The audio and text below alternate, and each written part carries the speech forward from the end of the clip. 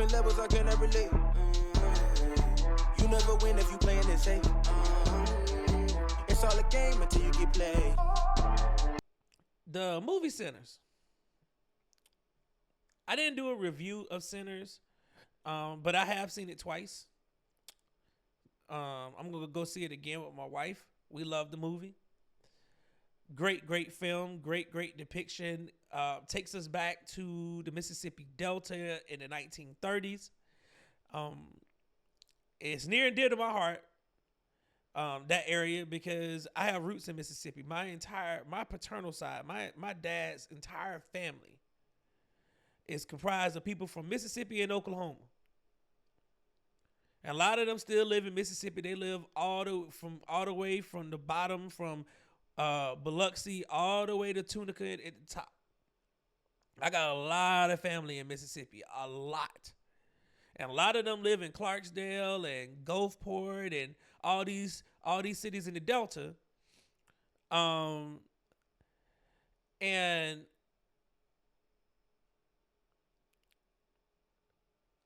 this movie takes us back to the 30s when you had the Delta Chinese down there who were due to, like we used to have these exclusion acts. So Chinese people were down basically in the black communities. We had some in Georgia where I grew up at, but pretty much they owned like grocery stores and like local shops, and that was it. They allowed them to have businesses in the Delta. And if you meet in the Mississippi Delta Chinese, they do not sound like, they don't have an Asian accent at all.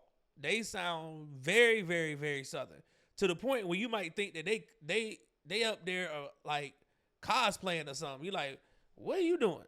Why are you sounding like that? Why are you trying to make fun of the way I sound? That's not your accent. Yes, it is. Yes, it is. So this movie has all those elements, the natives. If you don't know, there were natives everywhere. You know what I'm saying? You had Choctaw, Chickasaw. They were all in Mississippi, all throughout Mississippi, all the way from the bottom to the top. So he had that depiction. You had the white people, you had blacks, you had the natives, and you had the Chinese.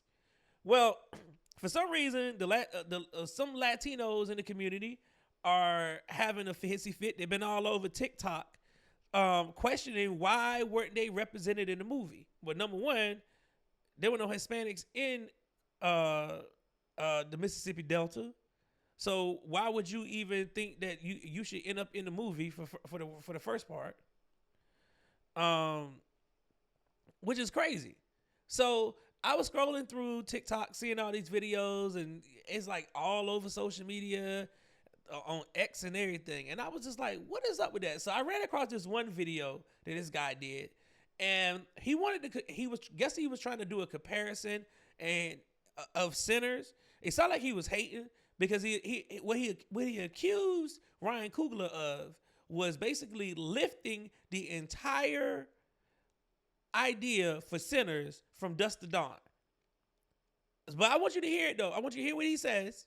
We're going to listen to the entire video, and then you're going to see what he says at the end. So just take a listen. I love the movie Sinners, but ... Part 1. There will be spoilers. I love the movie Sinners, but it's literally the plot of From Dusk Till Dawn. Two criminal brothers head down south to start new lives. While down south, they are trapped in a building that's in the middle of nowhere, and they find themselves surrounded by vampires. One of the brothers is seduced by a beautiful vampire temptress and gets turned into a vampire. The other brother, who's a straight shooter, leads a group of survivors to survive the night until dawn. And throughout the movie, we have discussions about religion, faith, and family. In the final climactic battle of this movie, there's a huge fight between the survivors and the vampires. The Asian character in this movie sacrifices himself to protect their family. One of the characters in this movie who was turned begs their loved one to end their life, and with tears in their eyes, they do. And after killing all the vampires via sunlight, the only two survivors are the brother and the hopeful youth. The hopeful youth whose father was a preacher. I feel like I'm taking crazy pills here, because I follow people in the horror community. No one's talking about this. It's insane. There is one fucking movie that Sinners owes everything to, and it's not fucking Puss in Boots, it's goddamn From Dusk Till Dawn. And like, I'm not saying Nosferatu, Dracula, Sinners, From Dusk Till Dawn, but I will say that Ryan Coogler needs to firmly address that he was inspired by a Latin American vampire movie because we are owed our flowers. Also, Ryan, I saw that tamale story you put in the movie. Where's the fucking Latino extras? Come on, Ryan, you're so good at putting Latinos in your movie. What the fuck happened here? You don't put Latinos in the movie, and you steal from the biggest Latino vampire movie? Come on, man, that's a bad look. I don't think this guy liked this movie at all. I think he might be a racist. Loving something does not excuse you turning a blind eye to its flaws. Acknowledging and discussing the flaws of something you love is healthy and leads to a better relationship. Hope you enjoyed the video, everyone. Tune in tomorrow. We're going to be talking about how the vampires in the movie Sinners don't make any fucking sense. Yeah, this guy sounds like a complete hater. A complete hater. And then at the end, like I told you, he's pushing there. Come on, you got a tamale scene. Where are the Latinos at? You didn't put no Latinos in there. There were no Latinos in Mississippi. There were none. We can go look at the 1930 census. The movie takes place in 1932 in Clarksdale. So where were the Latinos at? There were none in the Mississippi Delta. So why would you be represented in a movie where there were none in that era? This movie is period correct. It's actually period correct. Minus the vampires. I mean, you got to have a little slogan in there, but it's kind of symbolism to that. But for you to sit up there and art is an imitation of life, and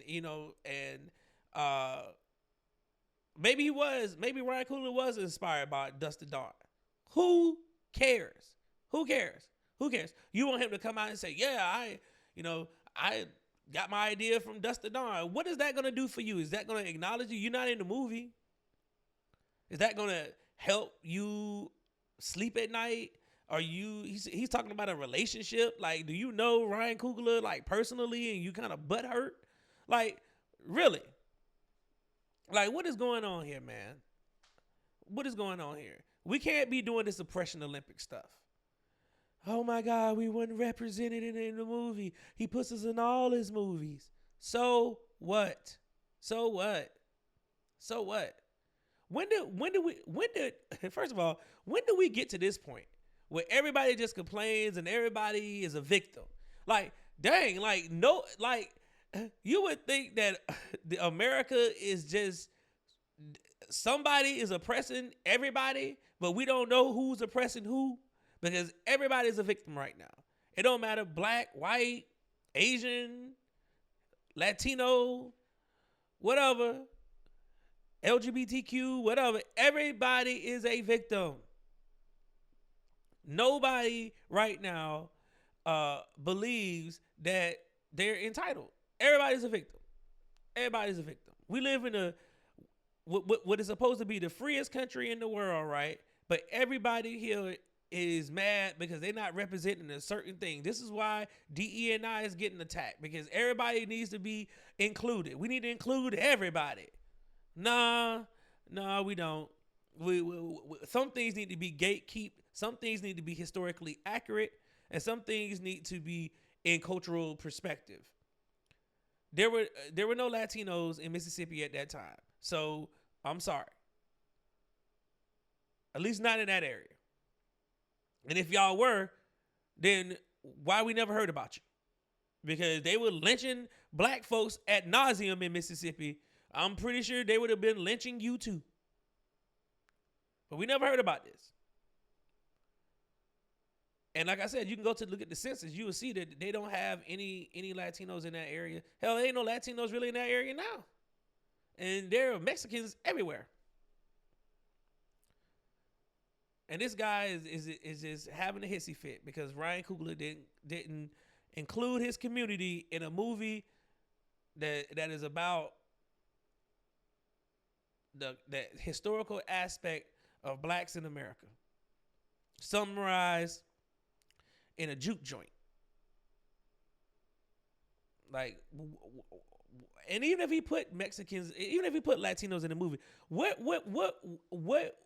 would they have fit in at? What would they have been, vampires? Like, what would have been the significance of them? We knew the natives were the vampire killers. So what would the Latinos been doing? I'm just curious. But it's just crazy that we live in a time where everybody wants to be a victim. I just don't understand it, and I probably would never will.